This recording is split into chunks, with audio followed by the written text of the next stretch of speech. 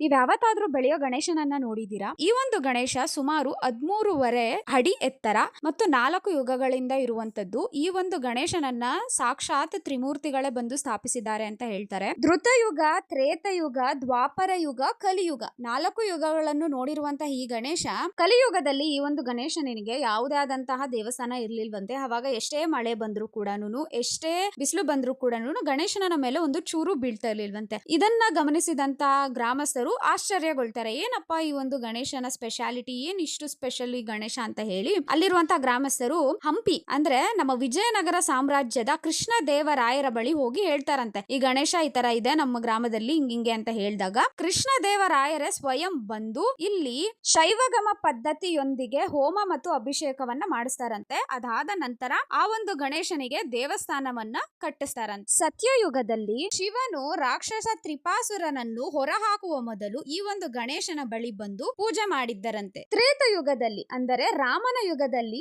ಸೀತೆಯನ್ನು ರಾವಣ ಅಪಹರಿಸಿದಾಗ ರಾವಣನನ್ನು ಸಂಹರಿಸುವ ಮೊದಲು ರಾಮ ಮತ್ತೆ ಲಕ್ಷ್ಮಣ ಇಲ್ಲಿಗೆ ಬಂದಿದ್ದರಂತೆ. ದ್ವಾಪರ ಯುಗದಲ್ಲಿ ಅಂದರೆ ಕೃಷ್ಣನ ಯುಗದಲ್ಲಿ ಕೃಷ್ಣನನ್ನು ಸಮಂತಕ ಮಣಿಯನ್ನು ಕದ್ದಿದ್ದಾನೆ ಎಂದು ಆರೋಪಿಸಿದಾಗ ಕೃಷ್ಣನು ಆ ಕಳಂಕವನ್ನು ಮತ್ತು ಅವಮಾನವನ್ನು ನಿವಾರಿಸಲು ಈ ಒಂದು ಗಣೇಶನನ್ನು ಪೂಜೆ ಮಾಡಿದ್ದರಂತೆ. ಅಷ್ಟೇ ಅಲ್ಲ, ಮಹಾಭಾರತದ ಯುಗಕ್ಕೆ ಮೊದಲೇ ಪಂಚಪಾಂಡವರು ಇಲ್ಲಿಗೆ ಬಂದು ಹೋಗಿದ್ದರಂತೆ. ಈ ಒಂದು ದೇವಸ್ಥಾನ ಸುಮಾರು 650 ವರ್ಷಕ್ಕೂ ಹಳೆಯದಾದ ದೇವಸ್ಥಾನ.